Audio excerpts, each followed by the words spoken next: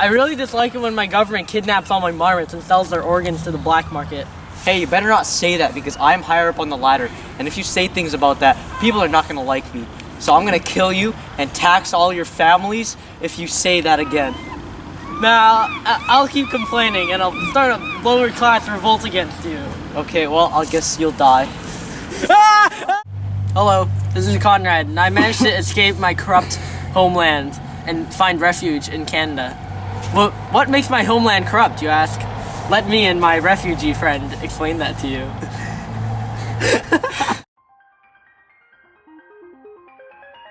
Before we get into how our fatherland is corrupt, we have to introduce you to a concept that many of you take for granted. And it's free speech! Free speech is a human right that all humans are given the moment they are born. If an individual has freedom of speech, they have the right to communicate and express absolutely anything without repercussions, restraint, or censorship. Back in the fatherlands, this was almost unheard of. If you were communicating anything that the government did not like or went against their political agenda, they would take your soul and consume it in front of your family before they took theirs. The reason that they do this is because if the fatherland were to be a free-thinking environment with free speech, the opinions and agenda of the government would be met with severe criticism and would be extremely unpopular. By limiting free speech and spreading the propaganda, countries are able to control what their population sees and thinks, while reducing them to voiceless, mindless sheep. But the fatherland is not the only place where there are major restrictions on free speech.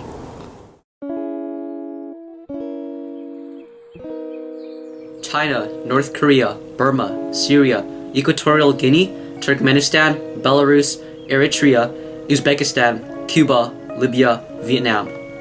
The governments of all of these countries put limitations on opinions against the leader of the country because they need to have all the power, and if someone expresses a negative opinion, they must be oppressed because of the risk of a rebellion. The majority of the population has to think the leader is good, so everyone else who says otherwise is criminalized.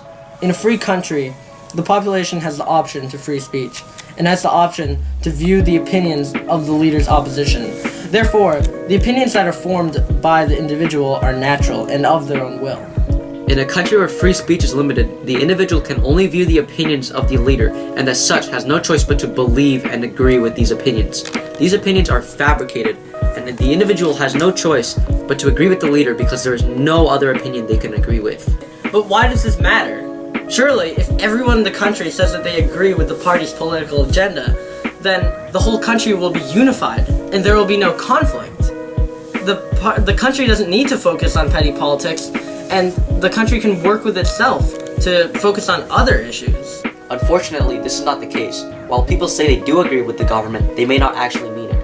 If they do say so because saying otherwise will have serious repercussions for them.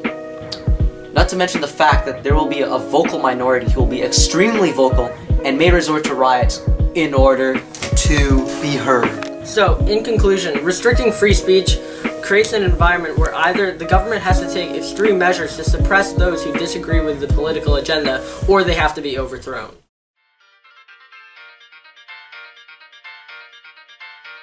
Free speech is important because humanity cannot improve as a whole if the government does not hear the voices of the people. If it weren't for freedom of speech, you would not have many of the other rights that you have today, because in order for those rights to have been gained in the past, people had to speak up about them. If no one's able to communicate their problems, nothing will ever be solved. People need to be able to express their opinions in order for society to advance forwards. If no one could speak out against anyone else, the government would be constantly getting away with illegal actions. Many of the countries that don't have free speech are quite corrupt in one way or another, and the governments are indeed doing illegal things. So, absolute free speech must be the solution to this, right? Well, that isn't true, because if absolute free speech was allowed, people would be able to verbally harass each other without repercussions.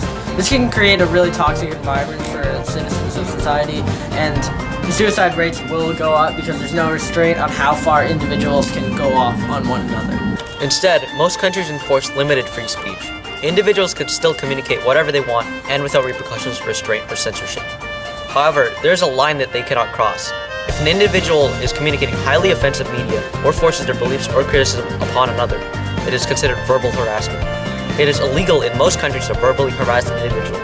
However, this line is ambiguous and oftentimes manipulated. This is because everyone has different opinions on what is offensive or not. Limited free speech is still better than having too much free speech or none at all. We can prevent free speech violations by enforcing human rights, like creating laws that prevent the leaders of countries from taking away people's human rights, like forcing them to sign a Magna Carta-like document. Or the UN can make the International Declaration of Human Rights mandatory for all countries instead of just making it optional. The UN is filled with countries whose political agendas completely oppose each other's. But because they are in the same alliance, they turn a blind eye to whatever the other country is doing. The UN was created to do prevent wars and incite large-scale peace, when in actuality, it encourages countries to do their dirty work under the table. This creates a problem because there is little media coverage on these issues, and the problem is, the public does not know what is truly going on. Even when the media catches corrupt countries on their falsehoods, their allies in the UN completely turn a blind eye. In an alliance that is supposed to maintain the peace and fight for human rights, it does completely the opposite. Human rights are supposed to apply to every human in the world, no matter where they live, or what they look like, or what they believe in. Everyone has them. So if the UN does not enforce these human rights so that everyone has them, they should stop referring to the document as the International Declaration of Human Rights, because they're not human rights.